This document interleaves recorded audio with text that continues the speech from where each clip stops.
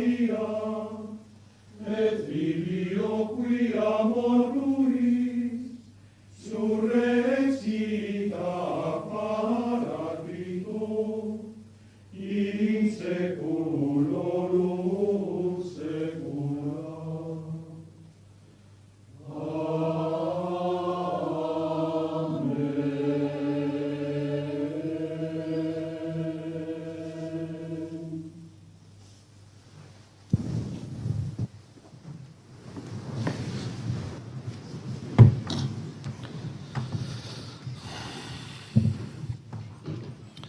Señoras y señores, sentados y descubríos, abrimos la sesión. Se va a proceder a la solemne investidura como doctor honoris causa por la Universidad Politécnica de Madrid del profesor don Jesús del Álamo. La señora secretaria general de la universidad procederá a la lectura del acuerdo de su nombramiento.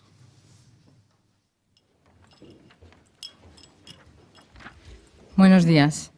Yo, Cristina Pérez García, secretaria general de la Universidad Politécnica de Madrid, en uso de las facultades que me confiere el artículo 68 de los estatutos de nuestra universidad y el nombramiento otorgado por resolución rectoral de 21 de mayo de 2012 de la Universidad Politécnica de Madrid, doy fe que en la sesión del Consejo de Gobierno de esta universidad, celebrada el día 23 de julio de 2015, a propuesta de la Escuela Técnica Superior de Ingenieros de Telecomunicación de la Universidad Politécnica de Madrid, una vez oídos los informes pertinentes y el reconocimiento de su amplia trayectoria y decisiva aportación en el ámbito del diseño de nuevos dispositivos electrónicos, se acordó por unanimidad nombrar doctores honoris causa por la Universidad Politécnica de Madrid a don Jesús del Álamo. Y para que así conste y surta los efectos oportunos donde proceda, expido y firmo la presente certificación en Madrid a 23 de noviembre de 2015. Muchas gracias, señora secretaria general. El profesor don Antonio Luque actuará como padrino, por lo que conducirá y acompañará a la presencia de todos los aquí reunidos al recipiendario que va a ser investido doctor honoris causa. Profesor Luque.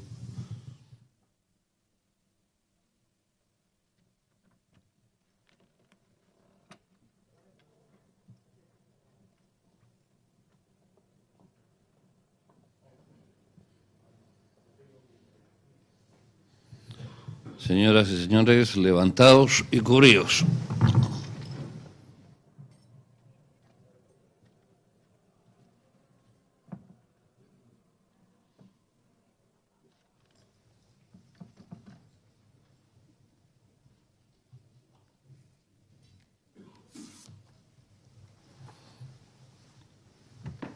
Señoras y señores, sentaos y descubríos. Tiene la palabra el profesor Luque, que hará la laudatio del profesor del Álamo.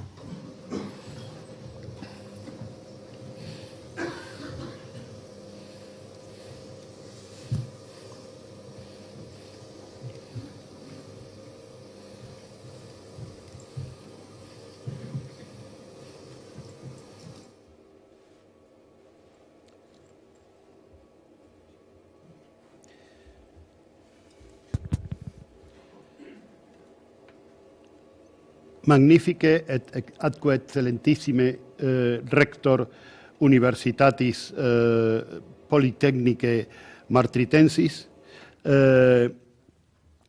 ilustrísimos señores directores de las escuelas de la Universidad Politécnica, queridos colegas, estudiantes de los cuales aprendemos, según decía Sócrates, familiares del nuevo doctor honoris causa, queridos todos, es para mí un gran honor haber sido elegido para hacer esta laudatio y también es para mí una alegría inmensa el hacerlo porque Jesús del Álamo fue mi estudiante muchos años y por lo tanto en aquellos tiempos ligamos una serie de relaciones de amistad que son imperecederas.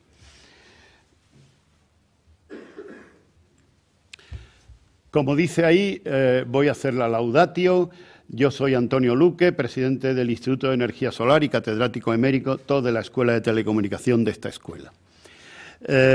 La persona que hoy es honrada con este grado pues está ahí en una fotografía y aparece abajo también la fotografía de su familia, encabezadas por Sofía y por él. Sofía es también una tecnóloga insigne y forman una magnífica familia, como puede verse ahí. Él es natural de Soria, en España, y nacido en 1957, y hoy tiene la doble nacionalidad española y estadounidense. Jesús, desde hace mucho tiempo, ya empujaba, como puede verse claramente en esa fotografía. Jesús es el de la flecha verde en la cabeza, y pueden ustedes ver cómo va empujando el carrito. Luego hizo estudios en la Escuela de Telecomunicación. Bueno, luego hizo sus estudios y sus grados y obtuvo el grado de ingeniero de telecomunicación en la Escuela de Telecomunicación en el año 1980. El tema de su... Bueno, ahí está escrito el tema de su tesis, efecto de alto dopaje en las propiedades reflectantes de portadores minoritarios en uniones high-low. Luego el tutor de la tesis fue Javier Eguren, uno de mis colaboradores y doctorando, y luego fue director de Isofotón, y yo mismo actué como director. Y luego hizo un máster en ciencias en ingeniería eléctrica en la Universidad de Stanford, y luego hizo su doctorado también en la Universidad de Stanford con una tesis sobre Minority Carrier Transport in Heavily Doped and Type Silicon. Y el director fue Dick Swanson. Como pueden ustedes ver, este es su proyecto fin de carrera. Este que es su proyecto fin de carrera, quiero resaltar la palabra alto dopaje, porque tiene una importancia. Y también quiero resaltar las personas a las que le hace el agradecimiento en su tesis, y entonces entre ellos está Javier Eguren, su tutor, está, por ejemplo, personas de Eindhoven, del Instituto de Investigación de Philips en Eindhoven, luego también una serie de colegas o de amigos que tuvo en aquellos tiempos de la Universidad Católica de Lovaina, incluyendo al director de todos ellos, el insigne profesor Roger Baron, el insigne profesor Baron Roger van Overstretten, que fue ennoblecido por haber creado el IMEC, uno de los laboratorios más importantes de microelectrónica del mundo. Y también estuvo el profesor Dick Swanson de la Universidad de Stanford, y él estuvo tocando todos estos contactos ya cuando era todavía estudiante de proyecto fin de carrera. Él estuvo tocando todos estos contactos porque tenía una idea muy clara de cuál era el trabajo que quería hacer en su tesis. A diferencia de quien va, por ejemplo, a hacer la tesis, digamos, esperando que le digan qué ha de hacer, él sabía lo que quería hacer y buscó un sitio para hacer la tesis donde fuera a hacer lo que él quería hacer. Es evidente que para conseguir esto, para conseguir que uno pueda elegir el sitio donde ha de ir, tiene que ser muy bueno, y de hecho era muy bueno, y como vamos a ver enseguida. Bueno, estos son los trabajos esto es el trabajo de Jesús del Álamo cuando estaba haciendo su proyecto fin de carrera. Está ahí en el laboratorio, en el Instituto de Energía Solar. Antes era laboratorio de semiconductores, entonces ya era el Instituto de Energía Solar. Y ven ustedes pues una serie de trabajos, todos ellos hablan de...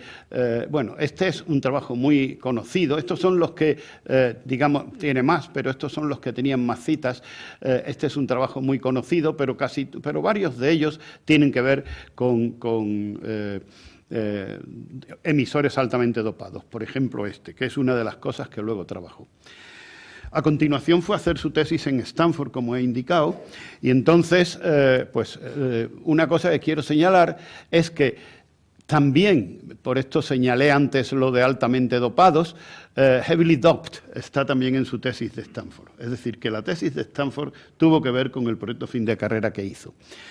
Y aquí vemos los proyectos, los artículos más citados de aquellos tiempos, en los cuales vemos que Jesús del Álamo se convirtió en una autoridad en el modelado del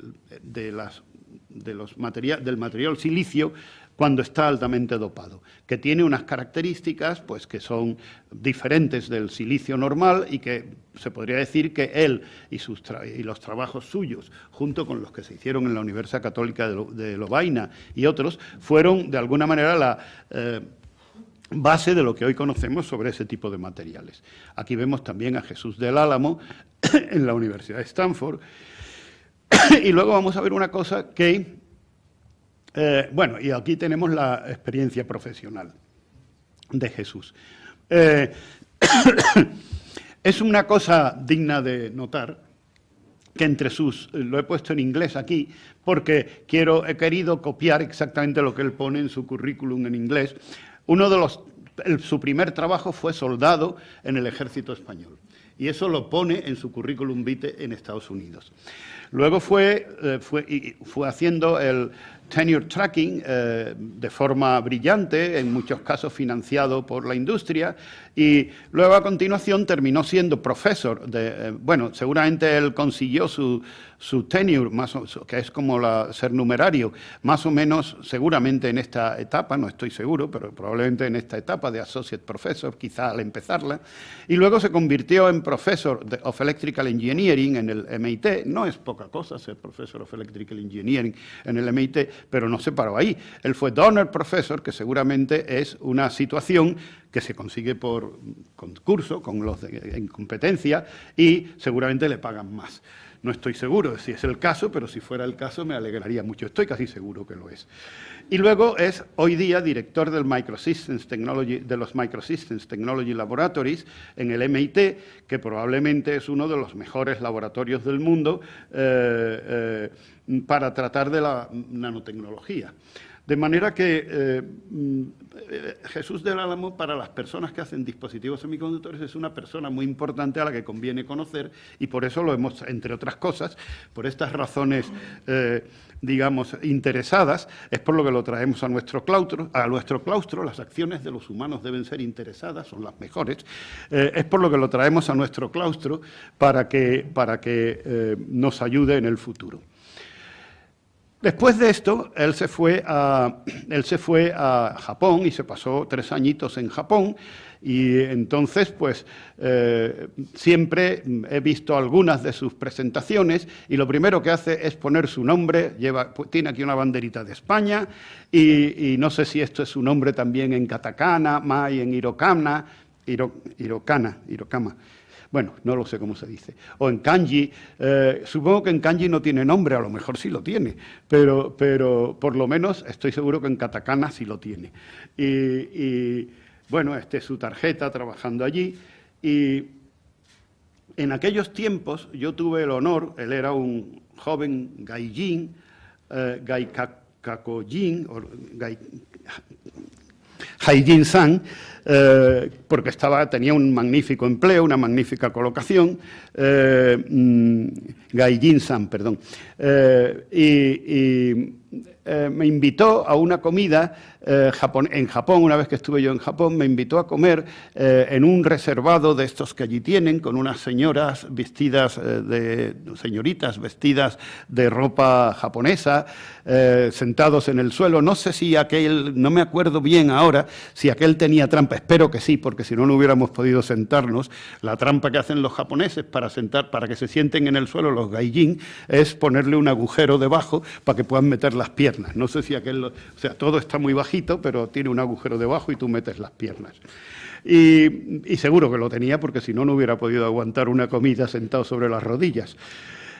Luego, ya también Jesús era una persona que cuando estaba en la escuela fue muy amante de la música, y formaba parte del club musical de la escuela de Teleco, y organizaba conciertos y tal, pero lo que yo no sabía es que a lo largo de sus carrera se había convertido en un magnífico timbalista, como podemos ver aquí. No sé cómo se llaman estos tambores, pero en cualquier caso se le ve que toca el timbal muy bien y con mucha alegría, sobre todo. Luego tuvo que ser penene en Stanford, y ya lo vemos aquí trabajando de noche, porque nada es fácil en la vida, y le costó trabajo mientras era penene y mientras estar haciendo el doctorado, pues curraba seguramente de noche. Y luego vemos, bueno, de nuevo pongo aquí la cosa de su experiencia profesional para recordar que él estuvo en Stanford. Y cuando estuvo en Stanford, seguramente que algunos reconoceréis. The first students to come to my lab are shown here. Jesus Del Alamo came and was one of our outstanding researchers and students. He's now had a wonderful career as a professor at MIT. Bueno, pasamos al siguiente. No, sorry, no quiero hacer esto. A ver cómo seguimos. Siguiente. Ya. Y bueno, pues como es natural y debido a su capacidad de empujar, de ir empujando, como hacía ya de pequeño, pues consiguió muchos premios, de los cuales varios en España, que son los que están ahí en azul. Luego consiguió premios, y entonces vamos a empezar por los premios en España, y le vemos aquí recibiendo el premio Fernández Huertas de la mano del padre de uno de nuestros vicerrectores que se sienta en la mesa, Narciso García Redondo, luego, que era a la sazón director de la escuela. Luego, también, y una cosa notable, es que siendo como es una persona de altísimo nivel científico, también se ha dedicado con gran entusiasmo a la docencia, y los premios en verde son premios que están dados por docencia. Y entonces, por ejemplo, para que os hagáis una idea del tipo de cosas que él hacía, pues, y por lo cual consiguió el premio de la Sociedad del IE Cubo relativo a la educación en 1912, pues lo que él hacía era que él dijo, yo tengo un laboratorio excelente y voy a poner este laboratorio al servicio de todas las universidades del mundo que son más pobres, que no pueden tener estos medios tan importantes, y entonces para eso tengo que hacer que mis centros de trabajo estén abiertos las 24 horas del día para poder conectar con gente de todos los continentes. Y entonces, por ejemplo, gracias a la informática, pues se podía diseñar un experimento claro, no cualquier clase de experimento, pero ciertos experimentos se podían diseñar en un país, por ejemplo, de África, y luego pues se realizaban a través de Internet con la ayuda del personal que tenía allí manteniendo el laboratorio activo para que se pudieran realizar los experimentos que venían por la red. Luego pongo otra vez esto para recordar, en azul, en negro, son los premios que ha conseguido por razones más directamente asociadas con la investigación propiamente dicha. Y entonces vamos a ver en qué ha trabajado. Pues él ha trabajado en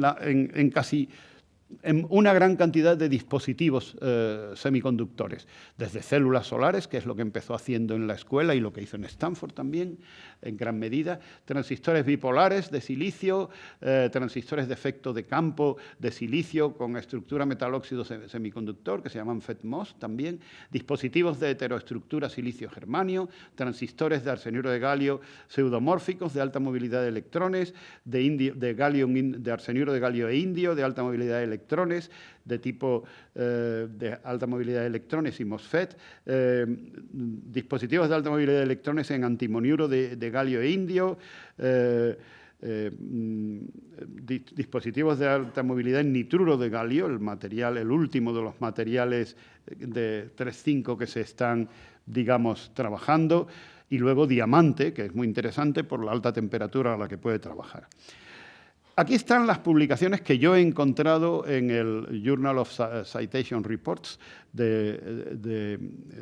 y estas publicaciones, bueno, no es tan fácil obtenerlas porque afortunadamente existe otro Jesús del Álamo muy notable que está en la Universidad de Sevilla y que tiene muchas publicaciones, pero utilizando tópicos y cosas, o sea, haciendo una pequeña fórmula booleana, pues se pueden más o menos separar.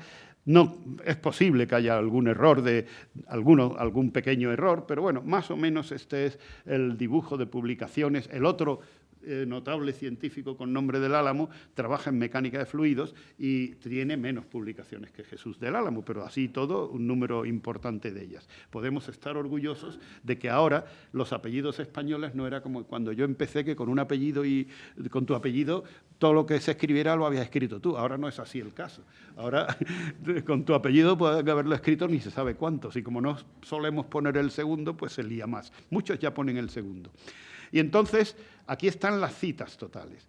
El índice Hirsch, basado en estas publicaciones, pues es 37, pero como saben ustedes, el índice Google, que es más generoso que el índice Hirsch, el índice H del Journal of Citation Reports, viene a ser el 25% más. Por lo tanto, creo que debe tener algo como 46 o 47 de índice Hirsch en Google. Y su trabajo más citado tiene 465 publicaciones y es el que sí. Bueno, una cosa quiero señalar, y es que está en el mejor momento de su vida. O sea, fue importante durante muchos años, pero ahora mismo es citado por más que nada, muy citado. Entonces, el artículo con más publicaciones lo tienen ustedes aquí, que dice cambio del índice de refracción del fosfuro de indio, del arseniuro de galio y del fosfuro arseniuro o fosfoarseniuro de indio y galio, debido a la modificación del número de portadores producidos por elementos externos. Y este artículo fue publicado en el IEEE Journal of Quantum Electronics en el año 1990. Pero el artículo que seguramente pronto será su artículo más citado es un Nature, que crece en el año 2005, crecía a un ritmo de 63 citas por año, que se trata de explicar cuál es el campo de la nanotecnología, de la escala de la electrónica con escala de nanómetros, con componentes semiconductores de los grupos 3,5. Para darles una idea de qué se trata esto, pues esto se trata de hacer transistores en estructuras nanométricas. Estos son MOSFETs y, por ejemplo, hubo un momento en que lo que se intentaba hacer para seguir con la ley de Hooke, de la que me imagino que él va a hablar, pues era intentar que esto es, la corriente va de surtidor a drenador y se controla con una puerta que hace que los portadores sean más o menos, y esta puerta pues consigue que hacerlo muy pequeño porque en realidad está doblada, y aquí todavía más doblada porque son una serie de hilos cuánticos, o sea que son estructuras de tamaños, por ejemplo, como se señala aquí, de 15 nanómetros, hilos de este tipo, o transistores enteros hechos con distancias de 20 nanómetros, que están aquí, por ejemplo, 19 nanómetros, separados 170 nanómetros, etcétera. Seguramente que de esto va a hablar él mucho más. Y como consecuencia, pues ha sido elegido miembro de varias academias. Pero tuvimos el honor de, en este caso, ser pioneros en reconocer, la Academia de Ingeniería de España fue pionera en reconocer los méritos de Jesús del Álamo y, siendo así que los académicos... Y fue nombrado académico correspondiente de la Academia de Ingeniería de España porque para ser académico de número tiene uno que estar en España. Pero él es académico correspondiente desde 1999 y luego más tarde es fellow del IECUBO, que es más o menos como académico de la ingeniería electrónica, y fellow de la American Physical Society, que es académico de física en Estados Unidos. De manera que, para concluir, yo voy a decir que se demuestra que Jesús del Álamo ya empujaba de niño, que ha fundado una maravillosa familia, que queda demostrado que es un científico excepcional, que queda demostrado que es también excepcional su labor docente. Su valía la demostró ya en el tiempo que estuvo en la UPM, su vocación se despertó entonces y su carrera ha sido continuación de su inicio y aquí, aunque en un entorno en todo más rico. Es decir, que él empezó aquí, pero luego se fue a Estados Unidos, pero ha seguido con la vocación que se le despertó aquí. Y por último, ya que la UPM no pudo darle in suo anno un doctorado operis causa, se enorgullece de recibirlo hoy en su claustro de doctores honoris causa para que nationi technica impendat, para que impulse a la nación española, en este caso, con la técnica, siguiendo así el lema de nuestra universidad. Ita dixit.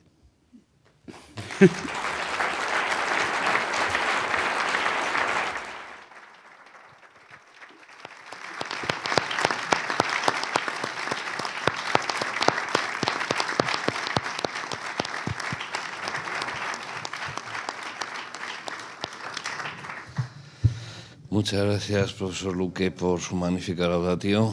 Y señoras y señores, se va a proceder a continuación a la solemne investidura como doctor honoris causa del profesor don Jesús del Álamo. Para ello les ruego que se levanten y se cubran.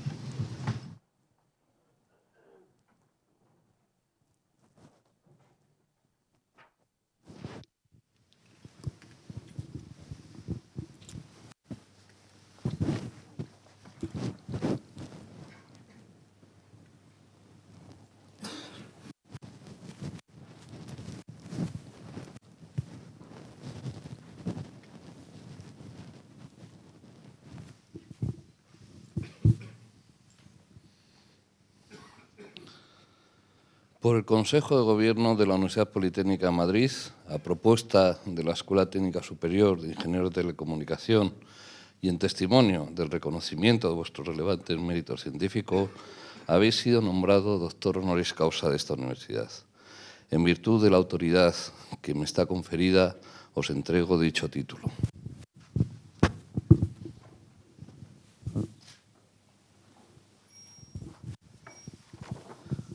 Os impongo, como símbolo que acompaña el grado que ahora se os otorga, el birrete laureado, antiquísimo y venerado distintivo del magisterio.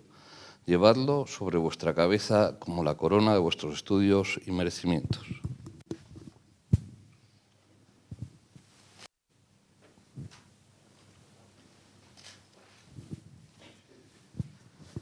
Recibid el libro de la ciencia, conservadlo como símbolo de cuanto tenéis que aprender y enseñar, y que sea para vos significación y recordatorio de que, por grande que vuestro ingenio fuere, debéis rendir acatamiento y veneración a la doctrina de vuestros maestros y predecesores.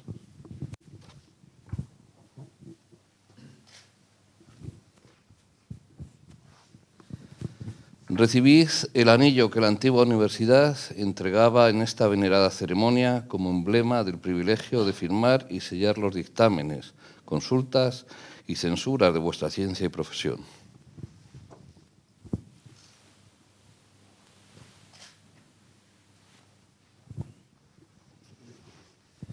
Asimismo, recibid los guantes blancos, símbolo de la pureza que deben conservar vuestras manos, uno y otros, signos también de la distinción de vuestra categoría y dignidad.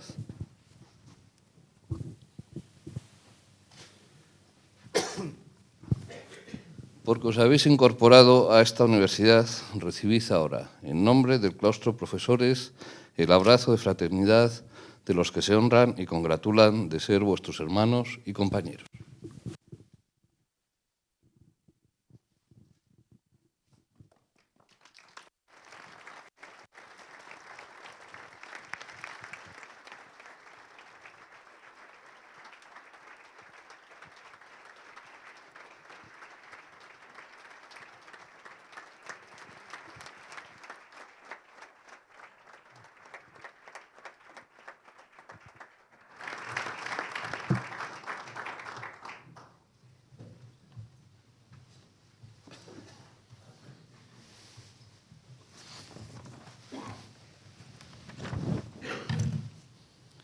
Señoras y señores, sentaos y descubríos.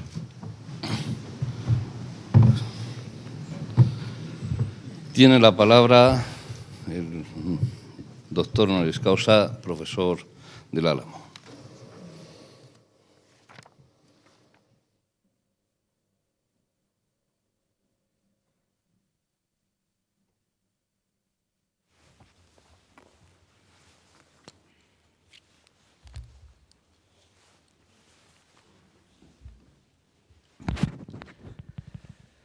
Buenos días, rector magnífico, secretaria general, vicerrectores, directores de escuela, profesores, personal administrativo, estudiantes, queridos amigos y familia. Muchas gracias por este honor tan especial que me han dado hoy. Realmente estoy muy emocionado y espero poder, con el tiempo, encontrar una manera de agradecer a la Universidad y a España por esta distinción tan especial. Volveré más tarde a mis agradecimientos. En este momento quisiera pasar a mi charla técnica para compartir con ustedes mi pasión por la nanoelectrónica y compartir también un poco del trabajo que hacemos en mi laboratorio con mis estudiantes. Si fuera posible poner mi charla, por favor.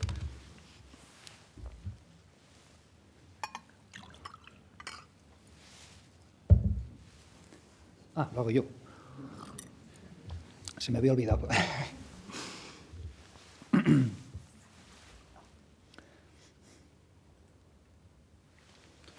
Muchas gracias. Les doy esta charla en la ocasión, en un evento muy especial, por supuesto, para mí hoy, pero también es una ocasión muy especial, que es el 50 aniversario de la ley de Moore. En este momento, después de 50 años, la nanoelectrónica se encuentra en una situación muy especial, en una encrucijada de la que quiero hablarles, quiero reflejar sobre la ley de Moore y pensar un poco sobre el futuro de la nanoelectrónica. Entonces, como saben ustedes, este año es el 50 aniversario de la ley de Moore. La ley de Moore ha marcado la evolución de la nanoelectrónica durante 50 años. Y como saben ustedes, ha traído tremendos beneficios a la sociedad y voy a reflexionar un poco sobre esto. Pero con ocasión de este aniversario se habla mucho del fin de la ley de Moore. Se está comentando mucho, incluso en la prensa popular, que esto se va a acabar y qué es lo que vamos a hacer. Entonces, este es un poco el tema del que yo quiero discutir hoy. ¿Qué es la ley de Moore? ¿Qué beneficios nos ha traído? ¿Qué pasa si se acaba? ¿Vamos a tener grandes problemas? Entonces, como saben ustedes, cualquier artilugio hoy está lleno de electrónica. La electrónica hoy es el pilar de la sociedad moderna. Y si abren cualquier artilugio, como un smartphone, encontrarán dentro de él este tipo de pastillas pequeñitas, negras, con muchas patas que parecen cucarachas. Y si las abren, ven dentro de ellas estos microchips de silicio con unas líneas muy finas, muy densos, muy bonitos, que es donde están todos los cerebros de todos estos aparatos. Si abren uno de estos microchips y lo ven que son muy bonitos. Para mí son verdaderamente fotogénicos. Espero que a ustedes también les guste. Este chip en particular es un chip muy moderno. Este se llama el Power 8. Está fabricado por IBM. Tiene 5 billones de transistores, billón en el sentido americano, 5 miles de millones en el sentido europeo. Es verdaderamente una de las máquinas más complejas que jamás han sido fabricadas. Y está fabricada con la tecnología más moderna de hoy, de microelectrónica. Si indagan dentro de estos chips, verán una serie de conductores más gruesos por arriba, más finos a medida que van entrando hacia la superficie del semiconductor.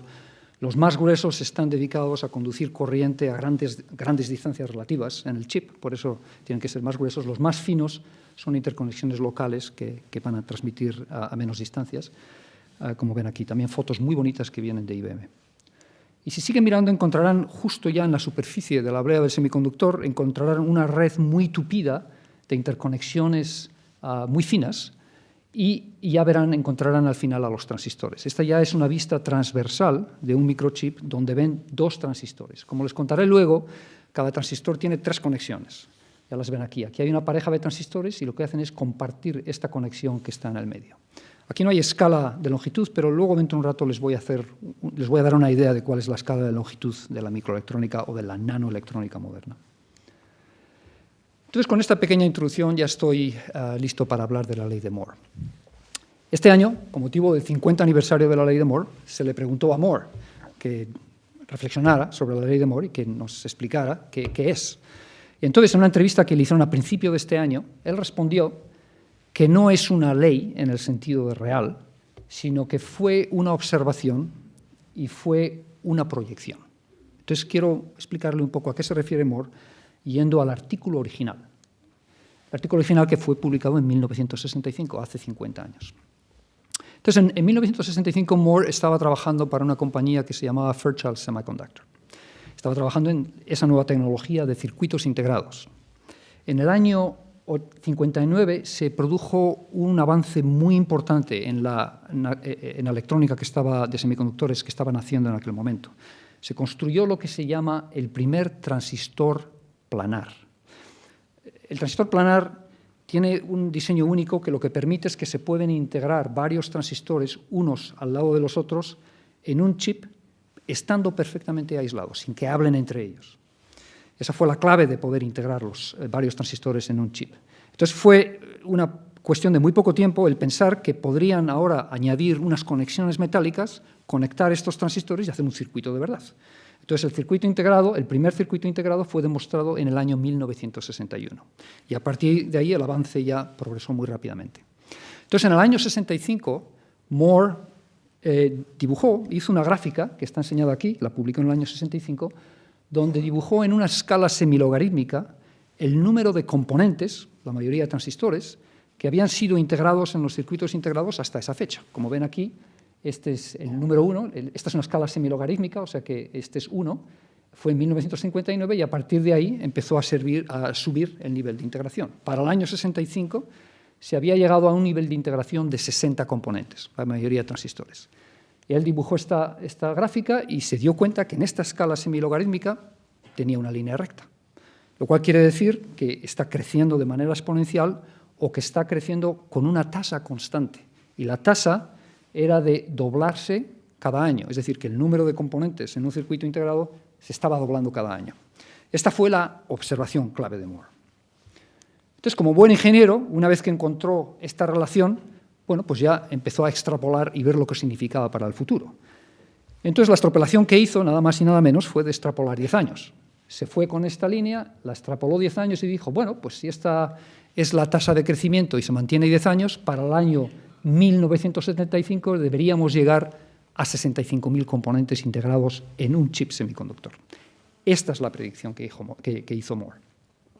A mí me parece increíble que alguien, basado en una integración de 60 componentes, prediga que en 10 años habrá 65.000, pero eso es lo que hizo.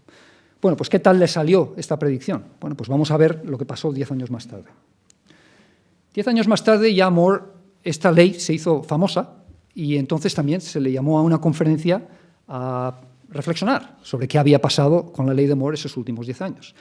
Para ese momento Moore ya estaba con Intel. Él había fundado Intel en 1968 con otros colegas, o sea que había cambiado de compañía y ya estaba en Intel. Entonces, una vez más, como hizo 10 años antes, dibujó en una escala semilogarítmica el número de componentes, una vez más casi todos los transistores, que se habían integrado a lo largo de los años. Estos son los puntos originales que él había dibujado en 1965 y estos son los puntos nuevos que en los 10 años siguientes se habían construido. Entonces, como ven, para cuando llegaron a 1975, el momento en que estaba dando esta charla, el nivel de integración era de 32.000 componentes por chip. O sea que solamente había cometido un error de un factor de 2 en algo que está creciendo de manera exponencial. Es francamente impresionante. Entonces, pero hizo también una predicción para mí verdaderamente interesante. Él había visto que esta tasa de crecimiento subía, la complejidad subía al doble, el doble de componentes cada año. Sin embargo, en esa charla en 1975 dijo que eso no se podría sostener, que más tarde en esa década, hacia el final de la década de los 70, la tasa de integración bajaría a la mitad. En vez de doblarse cada año, se doblaría cada 2 años. Y este es un dibujo original de su charla en 1975. Esta es la explicación que él dio. Lo que él dijo fue que la tasa de integración aumentaba a lo largo de los años de manera exponencial debido a 3 factores. Primero, los chips se estaban haciendo cada vez más grandes, con lo cual uno puede poner más transistores dentro. Segundo, los transistores eran cada vez más pequeños, con lo cual caben más. Y tercero, los transistores se estaban empaquetando de manera más eficaz, se estaban colocando los unos al lado de los otros de manera más eficaz, con menos espacio muerto. Y es este factor el que dijo Moore que en un momento dado desaparecería, porque en un momento dado vamos a poder empaquetar estos transistores tan perfectamente que no va a haber manera de ponerlos más cerca los unos de los otros, con lo cual la tasa de crecimiento global tendría que parar. Entonces, él predijo que bajaría en vez de doblarse cada 2 años, a doblarse cada año. ¿Qué tal salió esta predicción? Bueno, una manera de ver cómo salió esta predicción es el ver el progreso de la industria de microelectrónica hasta hoy. Y una manera relativamente simple de verlo es el mirar el aumento de la complejidad de los microprocesadores de Intel, la compañía que Gordon Moore fundó en 1968. Esta es la gráfica que les enseño aquí. Como saben ustedes, un microprocesador es esencialmente un ordenador en una pastilla, en un chip. O sea que tiene un gran nivel de complejidad. Entonces aquí ven una escala, una vez más, semilogarítmica, donde se dibuja el número de componentes, en este caso ya prácticamente todos los transistores, a lo largo de los años en los microprocesadores de Intel, desde 1971 hasta el 2015. Y como ven, sigue perfectamente la ley de Moore, se dobla cada 2 años. El primer microprocesador de Intel fue el 4004, que tenía 2.250 transistores, lo ven aquí. Uno de los más recientes de Intel es el Xeon Haswell E5, que tiene 5.6 billones de transistores en el sentido americano, increíblemente complejos, todos funcionando a la vez, por supuesto. Y como ven, esto ha sido la industria de la electrónica, de la nanoelectrónica, hoy por hoy permea completamente la sociedad humana y ha transformado todos los campos de actividad humana, como pueden ser aquí, por ejemplo, los transportes, la información, la energía, la medicina, la fabricación y, por supuesto, también el ocio. Una manera de apreciar lo que la ley de Moore ha hecho por nosotros y no tomarla en vano es el dar vuelta atrás y ver lo que hubiera pasado si la ley de Moore no hubiera ocurrido. Entonces, aquí les enseño lo que hubiera pasado si la ley de Moore se hubiera parado en el año 90. Si hubiera sido así, así sería el teléfono portable que tendrían ustedes. Pesaría casi 1 kilo y, desde luego, no cabe en su bolsillo. Y el receptor de GPS sería de este tamaño, casi lo pueden tener en una mano. Esto es en 1990. Si la ley de Moore se hubiera parado en 1980, este sería el aspecto de su ordenador portátil. Si la ley de Moore se hubiera parado en el 1970, así sería la pinta de su televisor. Y si no hubiera habido ley de Moore, este sería su bomba de insulina y este sería su calculador personal. Así que espero con estas fotos aprecien verdaderamente lo que la ley de Moore ha significado para la humanidad. Bueno, pues ahora quiero ser un poquito más técnico y hablar un poco del elemento clave que ha permitido la ley de Moore, que es el transistor. Tiene un nombre un poquito largo, se llama transistor de efecto de campo metal óxido semiconductor o MOSFET. Aquí tienen un esquema de este transistor. Tiene 3 regiones. Hay la fuente y el sumidero, que están creados dentro del semiconductor, y a caballo entre los dos tienen la puerta. La puerta controla un canal de electrones que se crea en la superficie del semiconductor. En esencia, un transistor MOSFET funciona como un interruptor, como lo ven aquí. Puede estar abierto o puede estar cerrado. Dependiendo del voltaje que se aplica a la puerta, se crea un canal de conducción y el interruptor se cierra, o se abre y el interruptor se abre. Funciona esencialmente como un interruptor. La dimensión más importante de un MOSFET es esta, es la distancia entre la puerta y el sumidero, que se llama la longitud de puerta. Esta es la dimensión que controla las propiedades eléctricas del transistor y que hay que fabricar con enorme precisión. Y me referiré a esta longitud varias veces en el resto de esta charla. Este es un buen momento para darles una idea del orden de magnitud de lo que estamos hablando aquí. Esta escala es una escala de longitud que va desde 1 metro hasta 1 nanómetro, 9 décadas. Entonces ven aquí objetos o entes relativamente familiares. Un perro alrededor de 1 metro, un ratón alrededor de 10 centímetros, grano de café 1 centímetro, una pulga 1 milímetro más o menos, cabello humano son 100 micras de diámetro, un glóbulo rojo, las células son del orden de 10 micras, las bacterias son del orden de 1 micra más o menos, un virus ya nos pone alrededor de los 100 nanómetros, una cadena proteínica es del orden de 10 nanómetros, y la separación entre los 2 hilos del ADN es del orden de 1 a 2 nanómetros. Estas son una serie de dimensiones. Entonces, con este sentido de escala, ¿dónde están los transistores? Bueno, pues lo voy a enseñar. El primer transistor que les enseñé, el primer transistor que pudo ser integrado, el transistor planar, es este, en 1959, tenía un tamaño de casi 1 milímetro. El primer transistor que entró en los primeros microprocesadores de Intel, en 1971, tenía del orden de 50 micras o una cosa así. Los transistores más modernos hoy, que entran en esos chips que les he enseñado, tienen del orden, la longitud de puerta, que la ven aquí en una sección transversal de uno de estos transistores, tiene alrededor de 20 nanómetros. Es el tamaño de una cadena proteica y todo el transistor tiene el tamaño de alrededor de 100 nanómetros, esencialmente el tamaño de un virus. Pero fíjense en esta foto, la ingeniería tan detallada que hay que llega a escala de subnanómetro, de fracción de nanómetro. Es verdaderamente impresionante. Hay algo que es un poquito técnico, pero verdaderamente es importante apreciar. Está claro que si hacemos los transistores más pequeños, pues podemos poner más en un chip y el chip será más inteligente.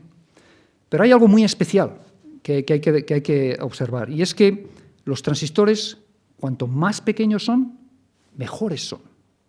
Imagínense que fuera al revés, que cuanto más pequeños son, peores son. Entonces no hubiera habido ley de Moore. O sea, esto es verdaderamente un milagro de la microelectrónica. ¿En qué sentido es esto? Bueno, pues pasan dos cosas. Lo primero es que cuanto más pequeño es un transistor, la distancia que tienen que recorrer los electrones es más corta, con lo cual lo hacen más rápido y entonces el transistor se enciende y apaga más rápido. Tenemos sistemas que funcionan a más alta velocidad. Pero hay otro fenómeno, y es que cuanto más pequeño es el transistor, el voltaje que necesitamos para hacerlo actuar también puede bajar, con lo cual la disipación de energía dentro del transistor también baja, y baja con el cuadrado del voltaje, es muy rápido. Y esto es lo que nos permite integrar muchísimos transistores juntos sin que el chip se sobrecaliente demasiado. O sea que este fenómeno de que cuanto más pequeño es el transistor es mejor, es algo verdaderamente único y es algo muy singular de la nanoelectrónica, de la microelectrónica, que yo creo que no existe en ningún otro campo de la ingeniería. Por eso solamente la ley de Moore existe en este campo. Entonces, uno puede hablar, digamos, de dividendos triples. A mí me gusta pensar en estos triples dividendos de la ley de Moore. Uno de los dividendos está claro, es el coste, porque si integramos más transistores, con una nueva generación de tecnología, si podemos poner más transistores, quiere decir que el mismo chip en la siguiente generación de tecnología es más pequeño, con lo cual va a costar menos, entonces las compañías pueden ganar más dinero. O sea que ese es uno de los dividendos, el coste. El segundo es las prestaciones del sistema. Ya les he dicho, los transistores funcionan más rápido. Y el tercero es la eficiencia energética, que también he mencionado. Para pensar un poco en las prestaciones, aquí les enseño esta gráfica, que lo que hace es enseñar el número, de hecho, en millones de instrucciones por segundo que hacen los ordenadores a lo largo de la historia en sus años de introducción basados en microelectrónica. Como ven, como todo en este gremio, todo va de manera exponencial. Así que aquí tenemos una vez más una escala semilogarítmica. Y ya ven que la capacidad de cálculo de los ordenadores en estos últimos 50 años ha crecido un factor de 1.000.000. Es verdaderamente espectacular. Es interesante reflexionar sobre estos puntos que ven aquí que sobresalen por encima de todos los demás. Estos son, en un momento dado, son los supercomputadores. Son los ordenadores en que se ha utilizado la técnica más avanzada, no se ha hecho ningún tipo de compromiso, se ha gastado muchísimo dinero y, por supuesto, bueno, funciona mucho más rápido que todos los demás. Pero lo que es interesante es el ver que no hay más que esperar unos pocos años para que los ordenadores convencionales lleguen a una tasa de cálculo que es igual a la de un supercomputador de hace 10 o 15 años, una cosa así. Entonces, su ordenador portátil de hoy tiene una capacidad de cálculo igual a la de un supercomputador de hace 10 o 15 años. Es verdaderamente extraordinario y esto es gracias a la ley de Moore. Quiero un momentín también reflexionar sobre el cambio de la estructura de los transistores. El profesor Luque ha enseñado dibujos parecidos a estos a lo largo de estos 50 años de la evolución de la ley de Moore. Los primeros transistores eran transistores planares. Como les enseñé antes, los electrones fluyen sobre la superficie del semiconductor. Y cada vez los hemos ido haciendo más pequeños. En un momento dado no era posible hacer este tipo de transistor más pequeño y hubo necesidad de adoptar una estructura tridimensional, subir hacia arriba, utilizar la tercera dimensión. Se puso, en definitiva, el canal, de alguna manera, de Cantor sobre la superficie del semiconductor y, como ven, la puerta que controla el flujo de electrones se ensambla sobre los tres lados del canal. Este tipo de transistor se llama FinFET. Fin es aleta en inglés, y de alguna manera refleja el concepto de que es la aleta de un tiburón que sale de la superficie del océano. Es lo que ven aquí. Entonces, los transistores más modernos hoy, los actuales hoy, y les he enseñado un par de fotos de chips modernos, son de este tipo. Si miramos hacia el futuro, y queremos seguir haciendo los transistores más pequeños, en un momento dado no va a haber más remedio que cambiar una estructura de este tipo, que es una estructura de nanohilo.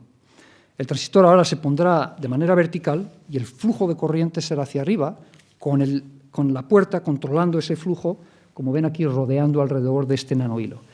La razón para ir a este diseño es porque este tipo de transistor tiene la mínima huella, la huella más pequeña que uno puede pensar, con lo cual nos da la mayor capacidad de integración que se puede concebir. Es ahí donde vamos a ir en un futuro próximo.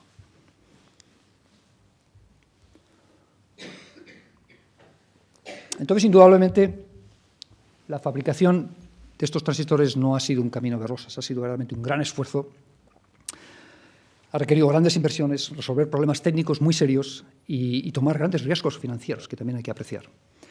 Una manera de hacerles una idea del aumento de la complejidad en la electrónica moderna, en la nanoelectrónica, es el simplemente fijarse en el número de elementos de la tabla periódica que se han ido utilizando, tanto en los transistores como en la fabricación de los transistores.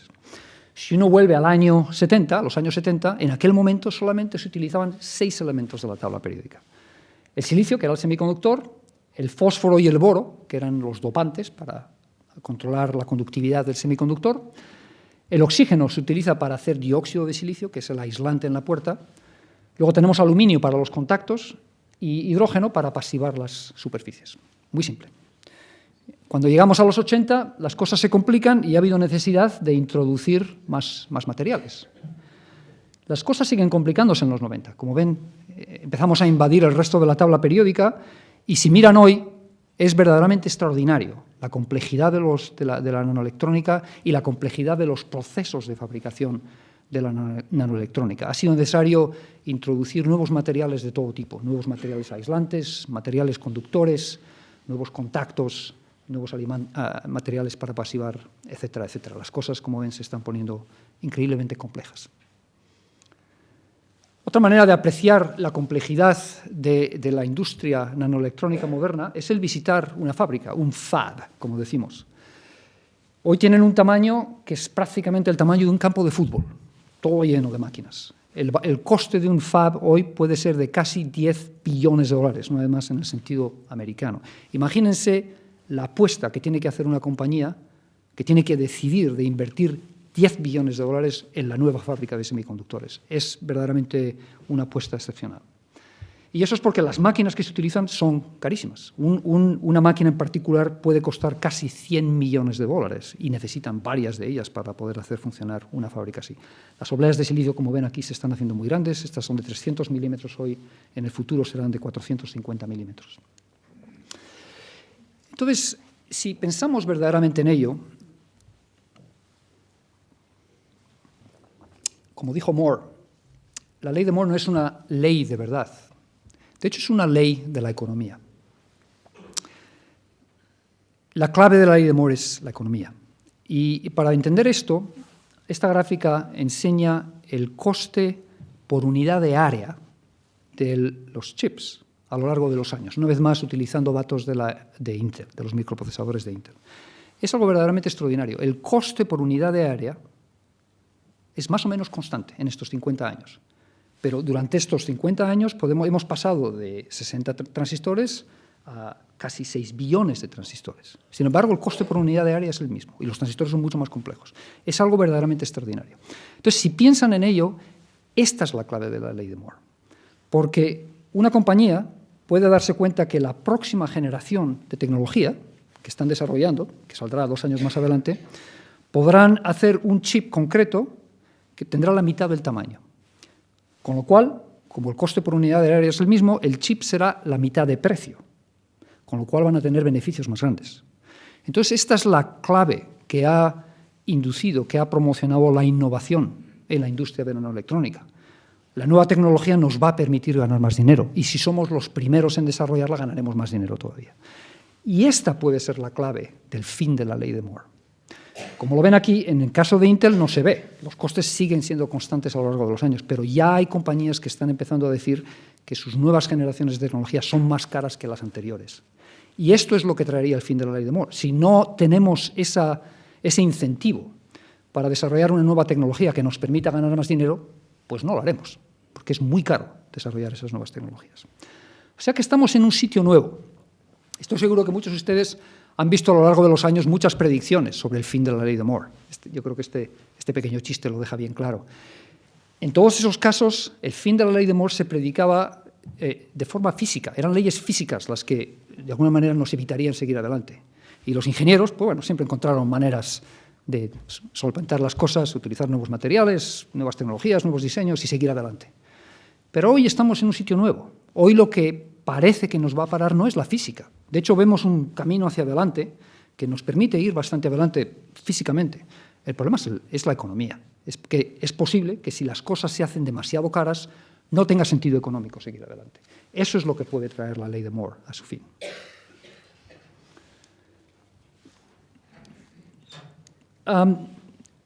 No quiero dejar esta charla en un tono pesimista.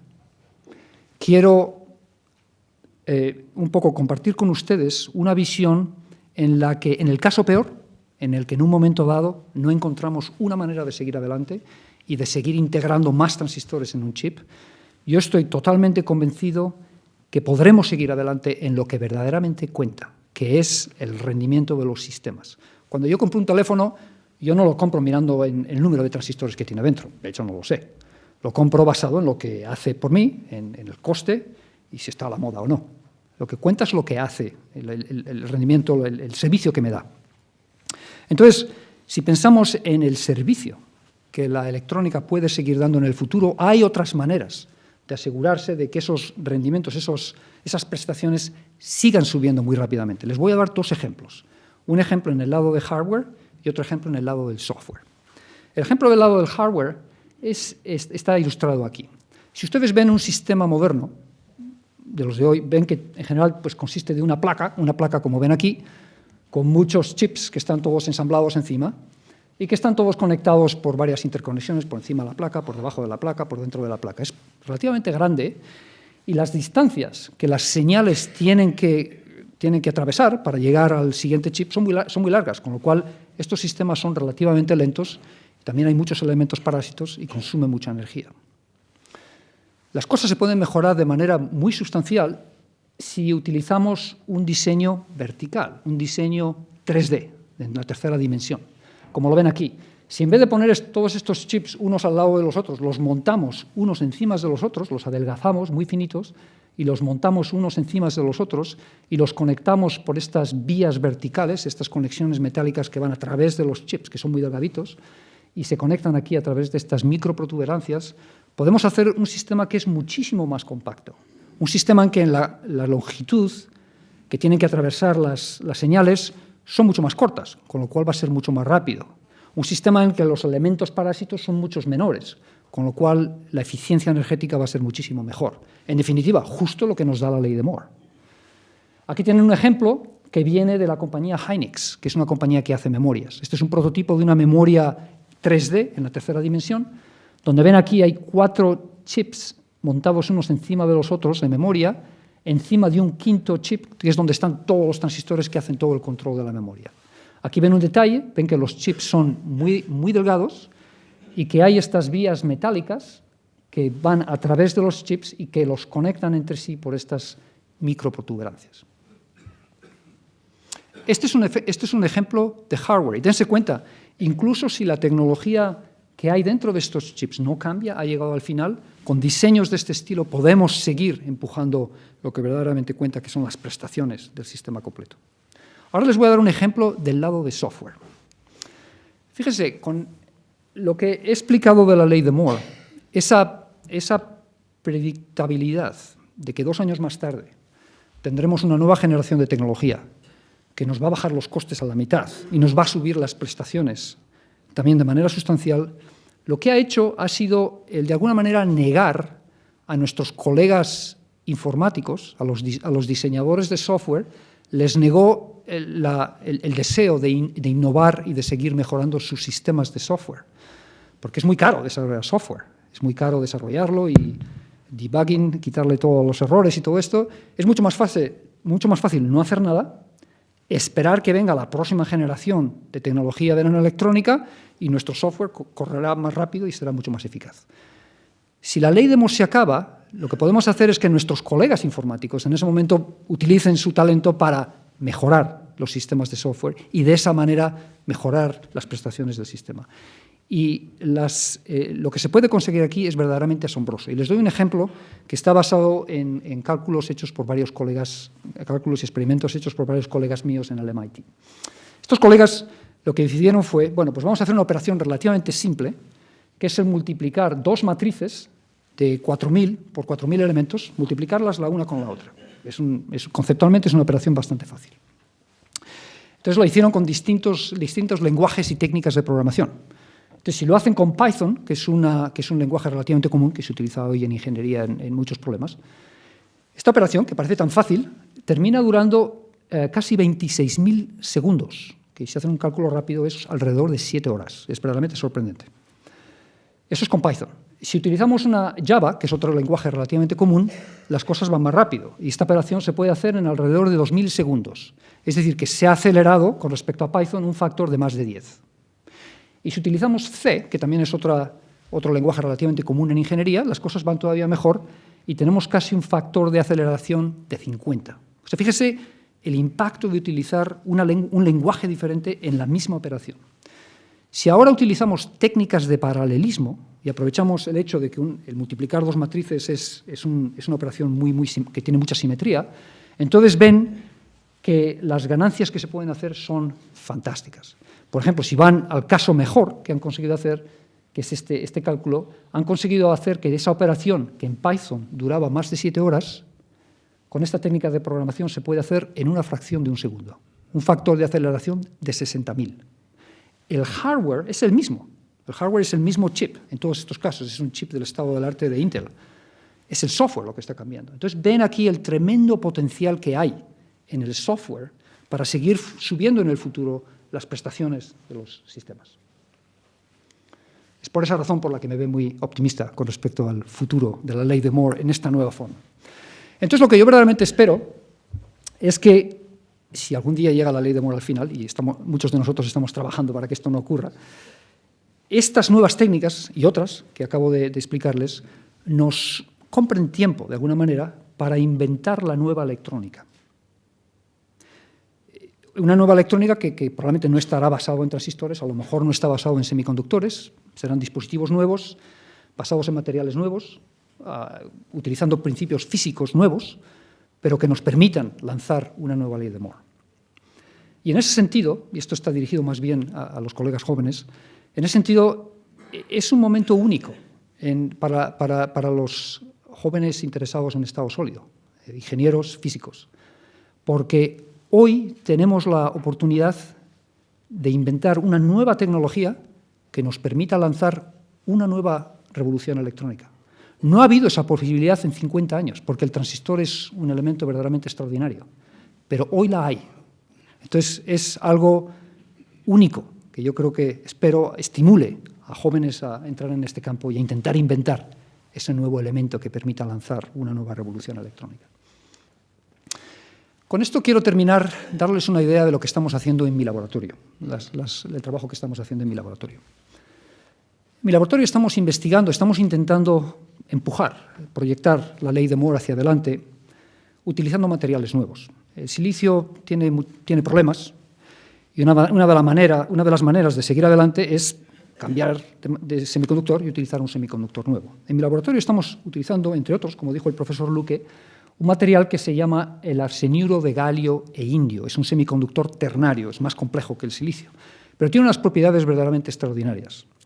Los electrones en arseniuro de galio e indio viajan 3 veces más rápido que en silicio. La ventaja de eso es que nos permite bajar el voltaje del transistor mientras mantenemos su velocidad de respuesta, y eso nos permite disminuir la energía que se consume e integrarlos de manera más estrecha. Entonces, en mi laboratorio estamos trabajando en todos estos tipos de diseño que les he enseñado aquí, con transistores de arseniuro de galio e indio. Jian Chanling es un estudiante que acaba de terminar su doctorado y él ha fabricado transistores de este tipo, transistores planares, los electrones fluyen sobre la superficie del semiconductor, con una estructura muy compleja. Como ven aquí, utiliza muchos materiales con funciones diferentes, Pero lo que es importante reflexionar, y me alegró mucho que el profesor Luque lo mencionó, es las dimensiones en las que estamos intentando diseñar y fabricar estos transistores. Aquí ven una vista transversal de uno de estos transistores, uno de los más pequeños transistores que ha hecho Jianchang, que funciona, y ven que tiene una longitud de puerta de 20 nanómetros. Esto, les recuerdo, es el tamaño de una cadena proteica.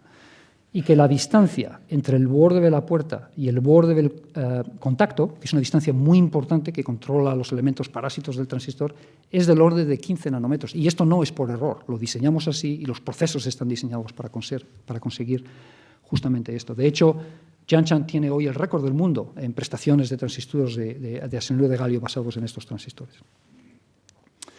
También estamos investigando transistores de este tipo.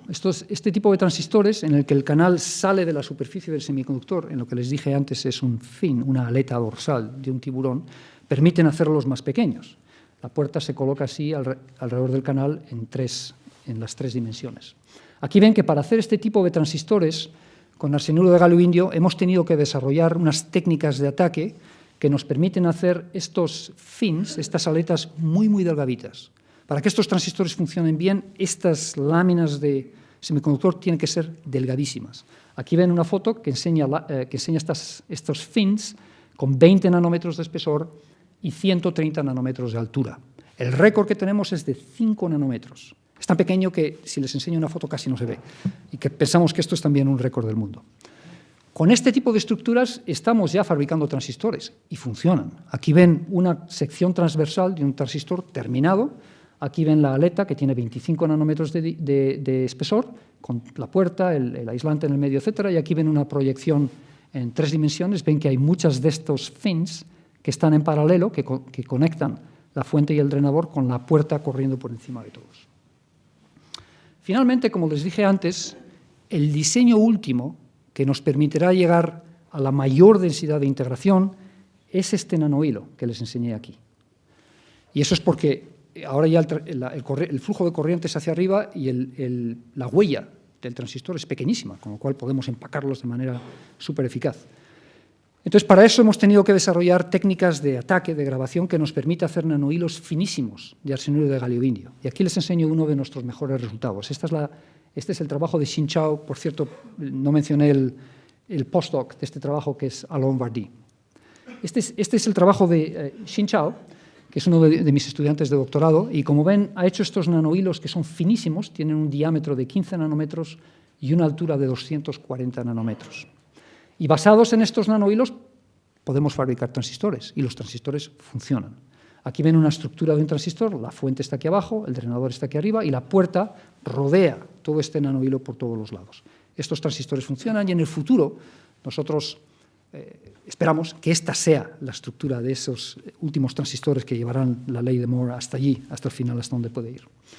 Y con esto quiero acabar esta charla, quiero terminar enseñándoles una foto de mi grupo de investigación, hecha hace unas semanas en nuestra casa, en nuestra reunión de otoño actual. Todos mis estudiantes, tantos como yo, compartimos esta pasión por la nanoelectrónica y todos están contribuyendo para seguir empujando este campus de ingeniería tan fabuloso hacia adelante. Muchas gracias por su interés.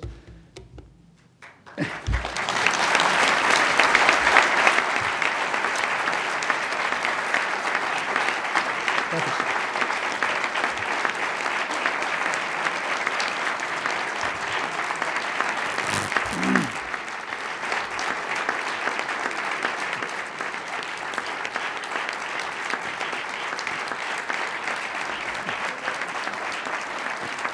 Se da la espalda.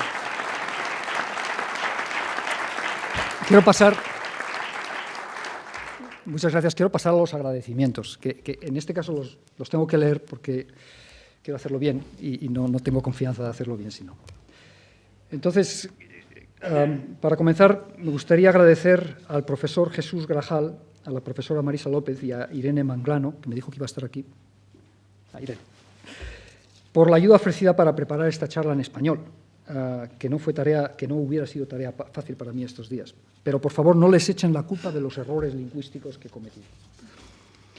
Quiero dar las gracias al director de la Escuela Técnica Superior de Ingenieros de Telecomunicación, profesor Félix Pérez, por proponer mi candidatura a este título, que para mí es un gran honor el aceptar. Me siento verdaderamente halagado por esto. También quiero expresar mi agradecimiento al rector magnífico, Carlos Conde, por proponerme para esta distinción, sobre todo teniendo en consideración a los tan ilustres personajes previamente galardonados y cuyos nombres se mencionan en las paredes de los pasillos que conducen a esta sala. Me siento profundamente honrado de que el profesor Antonio Luque sea hoy mi padrino. Fueron sus clases de dispositivos semiconductores en mi segundo año de estudios en la Escuela de Telecomunicación las que hicieron que me enamorase de esta rama de la ingeniería. Es más, en mi tercer año de mis estudios, aceptó mi deseo de participar en su programa de investigación, en aquel momento en el Laboratorio de Semiconductores, luego el Instituto de Energía Solar. Y esta fue la experiencia que verdaderamente cambió mi vida. Siento una inmensa admiración hacia su persona y su carrera profesional. Su pasión, su creatividad y la energía por la causa de la energía fotovoltaica ha sido toda una inspiración para mí. Antonio, gracias por lo que hiciste por mí esos 3 años tan magníficos que tuve en tu laboratorio. Cuando me uní al laboratorio del profesor Luque, tuve como tutor, como él indicó, a un estudiante de doctorado por aquel entonces, Javier Eguren, enseguida doctor Javier Eguren. Él fue para mí un mentor maravilloso, paciente, alentador, que me apoyó en todo aquello en lo que mostré interés. Le estoy muy agradecido por ello. Pero fue esta experiencia de investigación en el Instituto de Energía Solar y las clases y los proyectos en la Escuela de Telecomunicación las que me proveyeron de una educación sólida, que me ha sido de gran utilidad, me ha servido bien el resto de mi carrera. En Stanford tengo que expresar mi agradecimiento al profesor Richard Swanson, que fue mi director de tesis doctoral, y que también ha sido un modelo para seguir en mi vida. Él fue un maestro fantástico, con una capacidad inigualable para explicar conceptos complejos de manera clarísima. También era un ingeniero, o es un ingeniero de primera dimensión, y que ha hecho grandes contribuciones para el campo también de la energía fotovoltaica, y esto ha sido una gran inspiración para mí. También quiero mencionar a mis colegas de NTT en Japón. Fue allí donde aprendí algunas de las técnicas, muchas de las técnicas de las que he hablado hoy, estas heteroestructuras basadas en semiconductores compuestos 3,5. Estas me han servido bien hasta hoy mismo, 30 años después. En el MIT he tenido la inmensa suerte de contar con estudiantes, investigadores postdoctorales, colegas y colaboradores del más alto nivel intelectual y pasión por la excelencia. No hay alegría, como saben muchos de ustedes, más grande para un profesor que tener el privilegio de trabajar con estudiantes brillantes. Estudiantes brillantes y atrevidos, estudiantes que no saben distinguir entre lo que es posible y lo que es imposible, y que, por tanto, terminan haciendo cosas que son imposibles. En gran medida, el honor que recibo hoy se debe a mis estudiantes. Estos comentarios se refieren específicamente a temas científicos y técnicos, pero como todos saben ustedes muy bien, son nuestras familias las que constituyen la piedra angular sobre la que nuestras vidas están creadas. Y fueron mis padres los que crearon las oportunidades que formaron la base de mi vida. En las universidades de los Estados Unidos celebramos la llegada de lo que llamamos la primera generación de estudiantes universitarios. Esto se refiere a estudiantes que provienen de familias en las que ninguno de sus antepasados ha ido a la universidad. Ellos son los primeros. En el momento de la admisión, MIT pone especial atención a este tipo de estudiantes e intenta atraer a los mejores. Tenemos un gran orgullo por ellos. El presidente de MIT, Rafael Reif, fue un estudiante universitario de primera generación. Muchos de mis colegas son, y lo soy también yo, y mis 5 hermanos y hermanas. A pesar de que mis padres nunca tuvieron la oportunidad de ir a la universidad, ellos tenían una visión muy clara del camino que llevaría a sus hijos a una vida mejor que la que tuvieron ellos. Mi agradecimiento no tiene palabras. Mis hermanos y hermanas me han animado todos estos años a seguir mis estudios y mi carrera, aunque esto me haya llevado lejos de casa. Juan Pablo y Alberto están aquí hoy. Queridos hermanos, he hecho mucho de menos el no haber participado en muchas reuniones familiares y celebraciones en estos últimos años. Os agradezco enormemente el que hayáis venido hoy aquí con hijos y esposas a arroparme en este acto tan especial. También tengo unos hijos fabulosos, ya vieron una foto, que han soportado mis ausencias y distracciones. Como saben, los hijos nos ayudan a crecer y a convertirnos en mejores personas, y los míos han aportado su cuota y mucho más. Por último, quiero dar las gracias a la persona más importante de mi vida, Sophie, mi compañera, mi amiga y mi esposa. Es una alegría y un privilegio compartir mi vida contigo. Nuestros momentos juntos son preciosos para mí y dan significado a todo lo demás que yo hago. Lo voy a repetir en inglés. Last but not least, I want to say thank you to the most important person in my life, Sophie, my partner, my friend, and my wife. It is such a privilege and such a joy to share my life with you. Our moments together are really very special, and they give meaning to everything that I do. Muchas gracias a todos ustedes por participar en este evento. Lo guardaré en mi corazón, un recuerdo verdaderamente fantástico. Muchas gracias.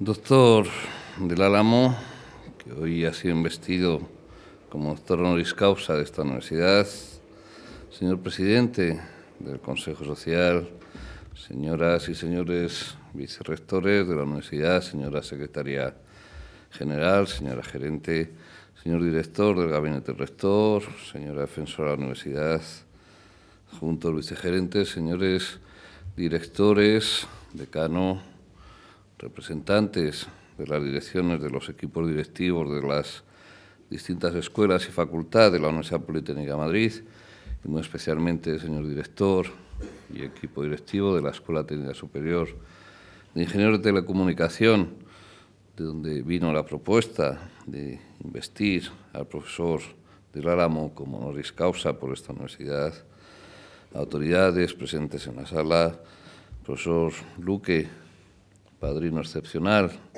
del nuevo doctor honoris causa, representantes de estudiantes, jefes de área de servicio, negociado, personal de administración de servicios, profesores, estudiantes, familiares y allegados del profesor del Álamo, representantes de las instituciones que hoy nos acompañáis, y muy especialmente también por la parte que le corresponde, señor decano del Colegio Oficial de Ingenieros de Telecomunicación, señoras y señores.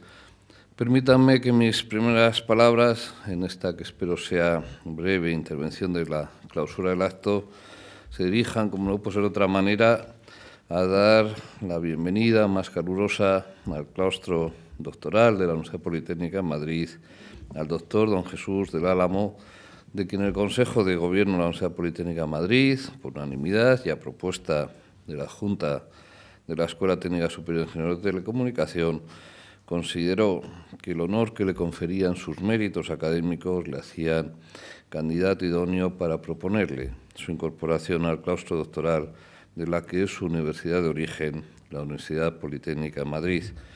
Mi más sincera enhorabuena, profesor del Álamo, por su brillante trayectoria científica que hemos podido escuchar en el laudatio que ha realizado el profesor Luque.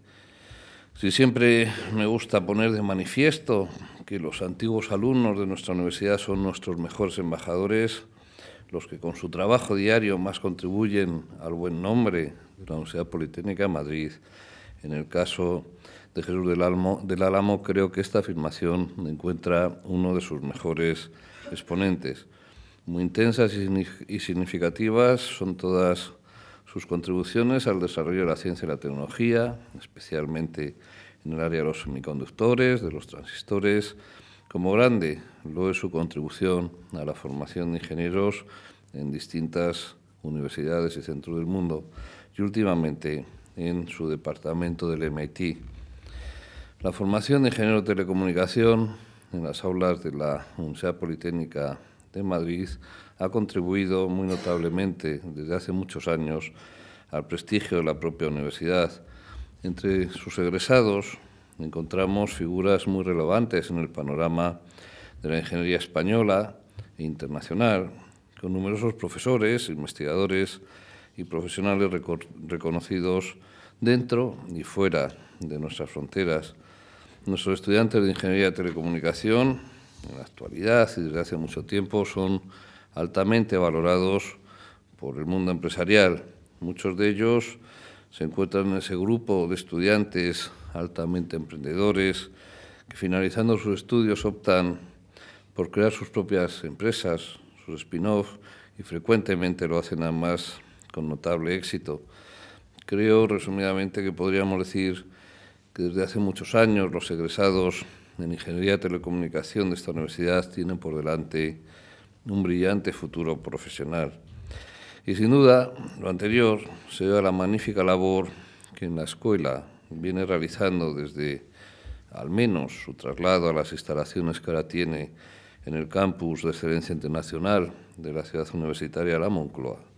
De ello hemos venido celebrando durante el año pasado, durante el curso pasado, el 50 aniversario, y mañana mismo cerraremos el conjunto de actividades para conmemorarlo con una actividad en la Escuela de Telecomunicaciones.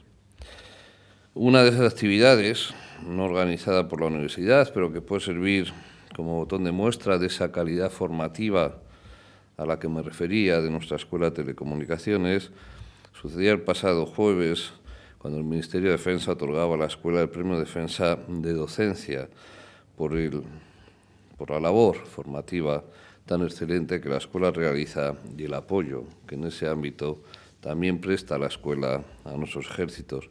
Este mismo acto de investidura del profesor del Álamo como honoris causa por nuestra universidad se suma a estos reconocimientos al recaer este nombramiento en un profesor del MIT que tuvo su formación inicial, como se nos ha recordado por el profesor Luque, en nuestra Escuela Técnica Superior de Ingenieros de Telecomunicación. Porque, en efecto, lo que estamos conmemorando con ese 50 aniversario no es un mero traslado de edificios. Lo que realmente se está reconociendo es a muchos jóvenes ingenieros que, en torno a esas fechas del traslado, finalizaban sus estudios y que, al igual que el profesor del Álamo, optaron por ir a completarlos a distintas universidades de todo el mundo y muy especialmente a universidades norteamericanas, y que a su regreso transformaron programas, transformaron métodos y convirtieron a la Escuela Técnica Superior de Ingenieros de Telecomunicación de la Universidad Politécnica de Madrid en un referente de la formación de ingenieros en dicha disciplina. Y junto a ello, además, tuvieron la osadía de aconsejar a sus estudiantes de entonces sobre las ventajas de completar su formación en centros extranjeros de alto nivel, abriendo puertas a través de su colaboración con grupos de otros países, formando detrás de cada profesor que retornaba auténticos grupos cada vez más activos en la investigación y desarrollo y en la docencia. De esas semillas, entonces plantadas y a lo largo de los años siguientes cuidadosamente regadas, viene la gran escuela que hoy tenemos. Jesús del Álamo es, en parte, uno de los frutos de ello. Ya toda la comunidad universitaria de la Universidad Politécnica de Madrid nos honra que así sea. También él, como hemos oído en la excelente laudatio del profesor Luque, decidió completar sus estudios en centros del más alto nivel, primero en Europa, mientras estudiaba posteriormente en Estados Unidos, en Japón y nuevamente en Estados Unidos. Al igual que otros que le acompañaron o siguieron, optó por desarrollar su brillante carrera en los Estados Unidos. Hora iba siendo ya de darle nuevamente la bienvenida en esta su universidad de origen, incorporándole a nuestro claustro doctoral. Porque sí es evidente que méritos científicos para ello no le faltan, también es obvio para quien tiene la fortuna de tratar con Jesús, aunque sea unos pocos minutos, que lleva a su universidad de origen, a la UPM, en su corazón y en su cabeza.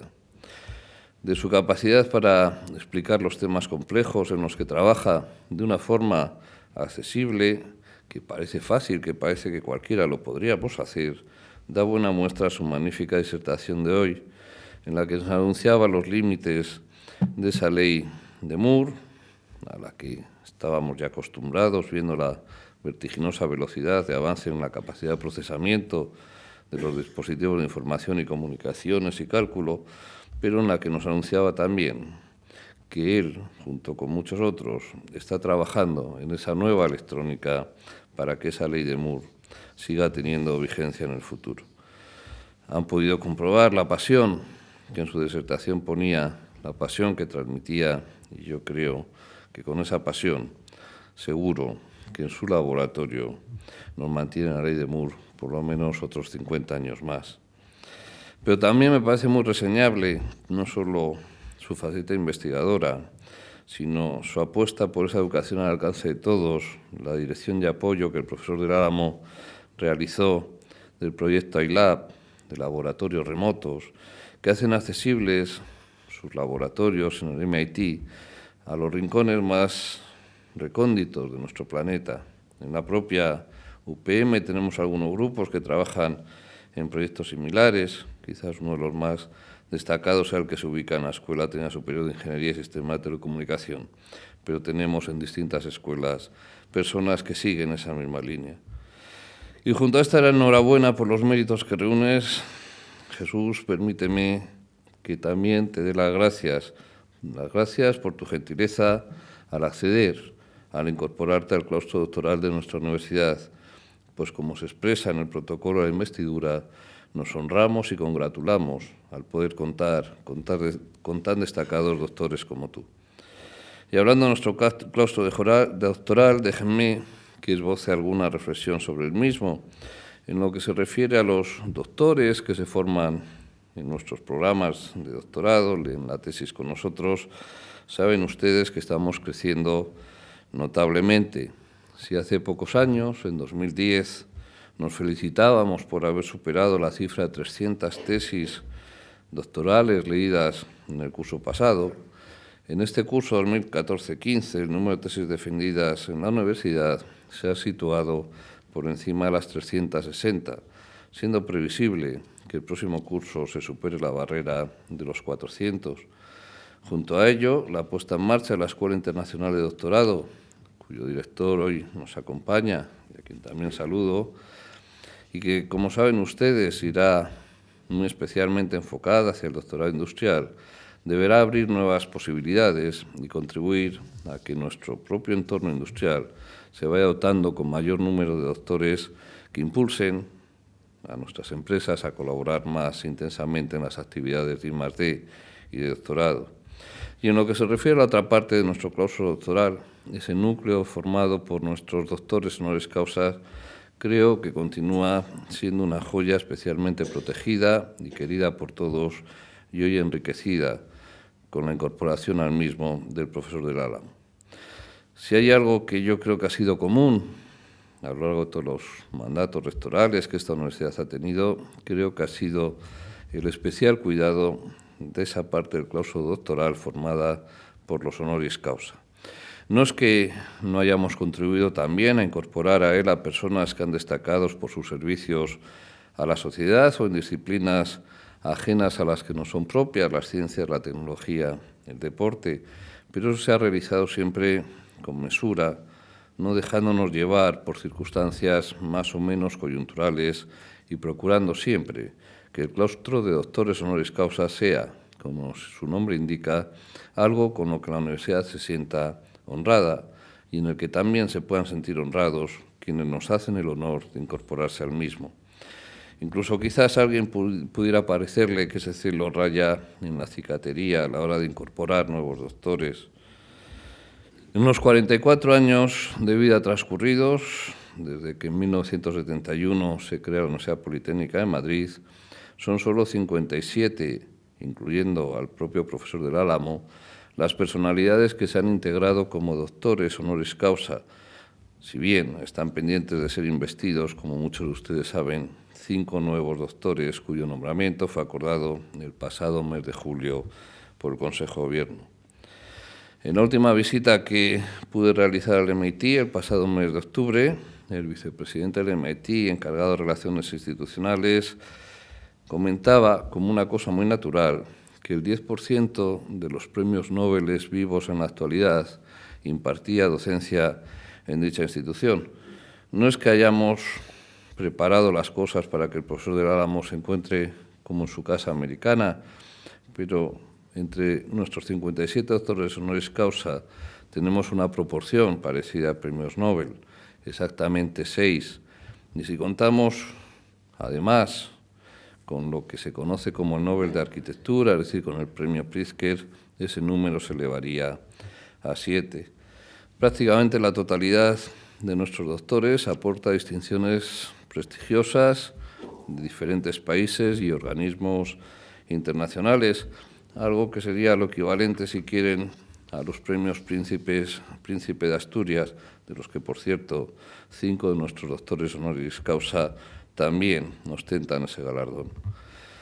Por disciplinas de Ingeniería, Arquitectura y Deportes, el claustro doctoral, como pueden ustedes conocer si lo analizan, se compone de 14 doctores propuestos por la Escuela Industriales, el último de ellos conjuntamente con la Escuela Técnica Superior de Ingeniería y Sistema de Telecomunicación, 9, contando al profesor del Álamo, propuestos por nuestra Escuela de Telecomunicación, 6 por la Escuela Técnica Superior de Ingenieros de Minas y Energía, que, por cierto, fue la primera en proponer la apertura de esta lista con el doctor mineralogista Paul Randorf en 1973, 5 en la Escuela Técnica Superior de Agrónomos, en la de Informática y Aeronáuticos, 3 a propuesta de la Escuela Técnica Superior de Ingenieros de Caminos, Canales y Puertos y por la Escuela Técnica Superior de Arquitectura, otros 3, 1 por Navales y 6, que fueron promovidos directamente del rectorado.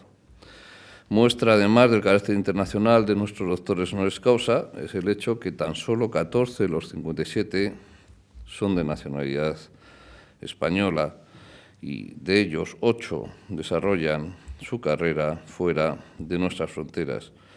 Y si quieren que les dé mi opinión sobre esos datos, creo que efectivamente la Universidad Politécnica de Madrid sigue siendo muy exigente hasta consigo misma. Baso esta opinión en que, habiendo un número bastante elevado de antiguos alumnos de nuestra universidad que son profesores destacados o reputados investigadores en muchas instituciones de distintos países del mundo, tan solo 4 antiguos alumnos están integrados en nuestro claustro de doctores honoris causa. El primero de ellos fue el arquitecto Félix Candela Uteriño, de reconocida fama mundial, que desde que salió exiliado en la Guerra Civil Española tuvo que desarrollar su carrera en la Universidad Autónoma de México y fue el que abrió esa corta lista de 4 en 1994.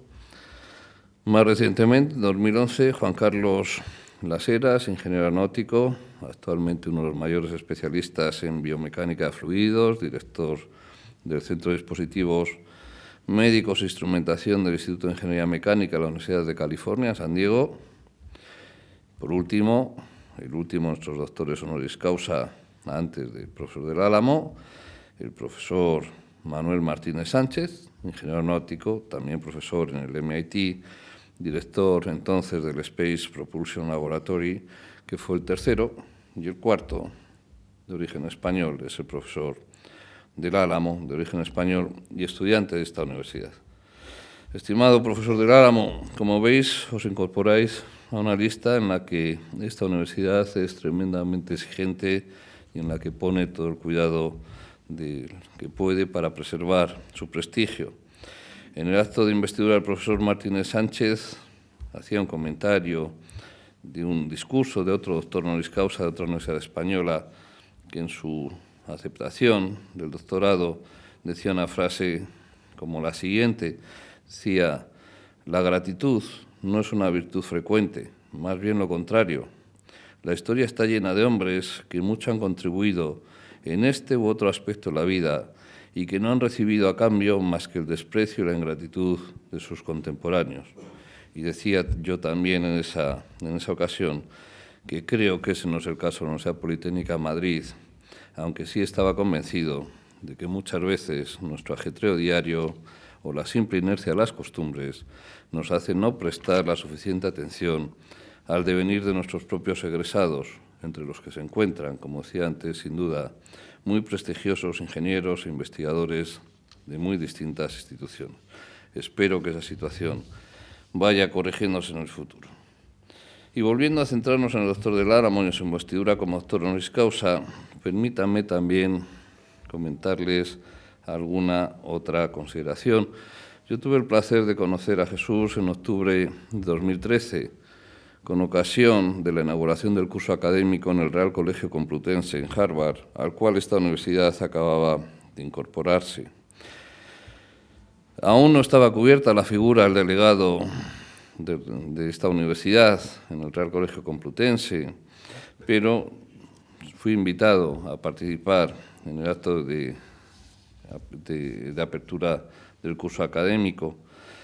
El entonces vicerrector de Relaciones Internacionales, el profesor Páez, que hoy es el delegado en el Real Colegio Complutense, preparó con ese motivo una serie de entrevistas con antiguos alumnos de la universidad que estaban en Harvard, en el MIT o en instituciones ubicadas en Boston o Cambridge.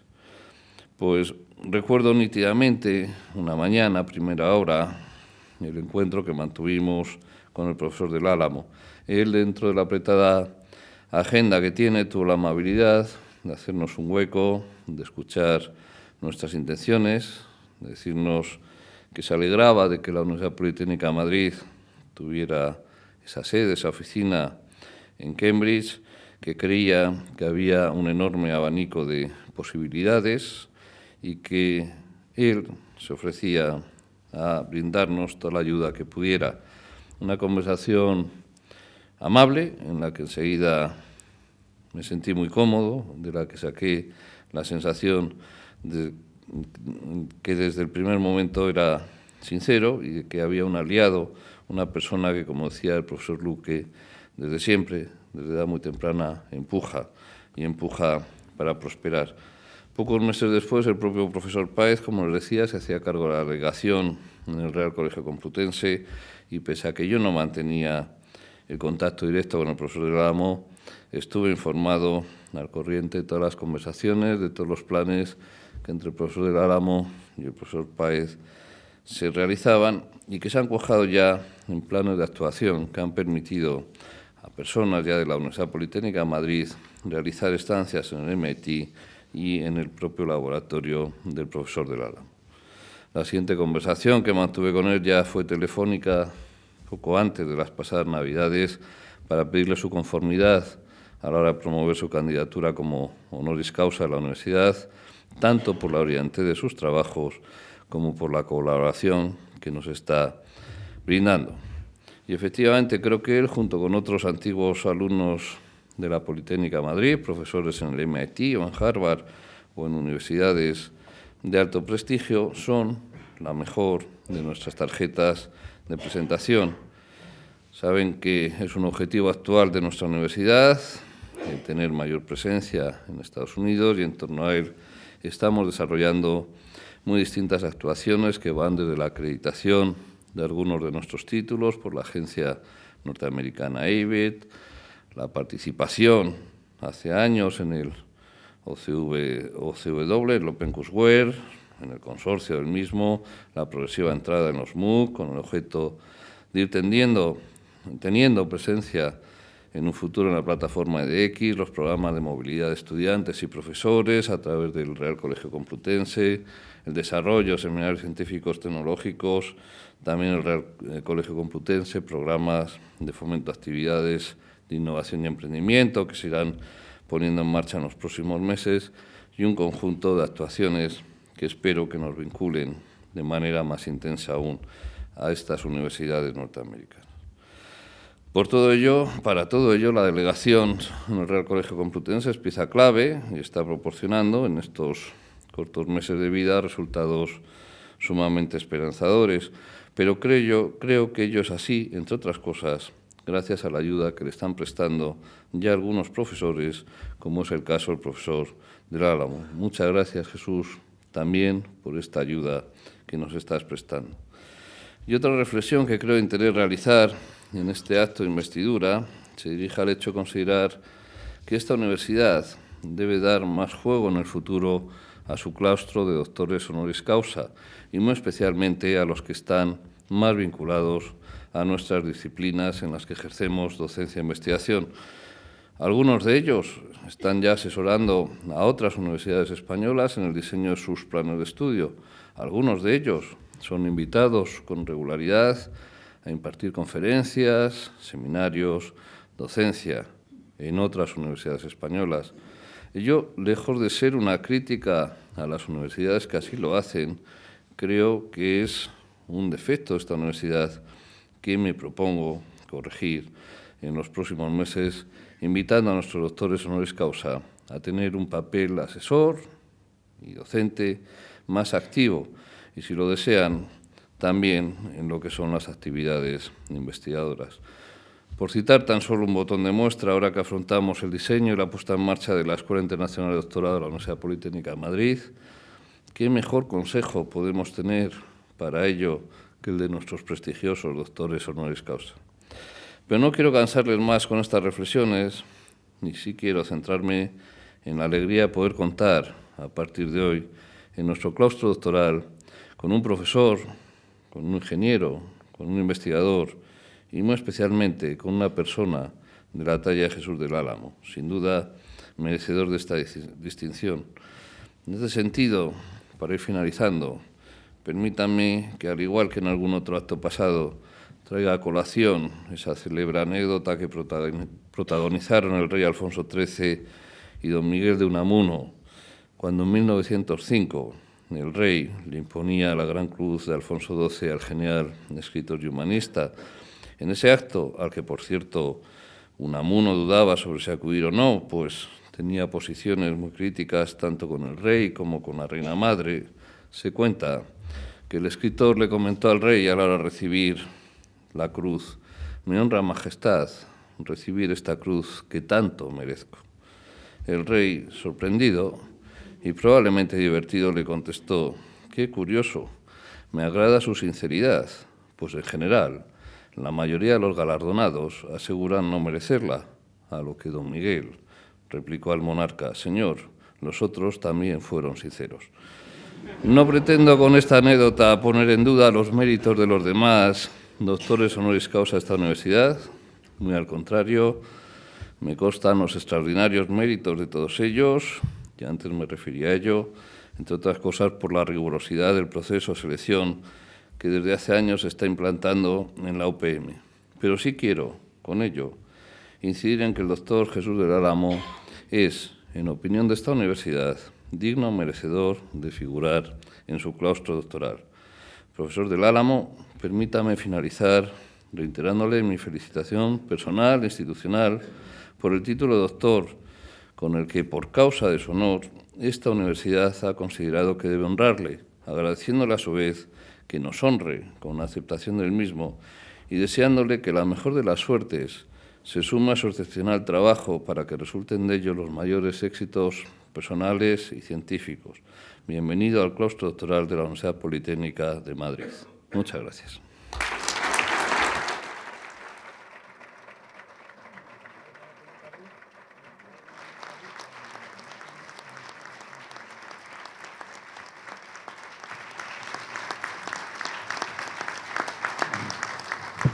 Nos ponemos en pie para escuchar Gaudeamus.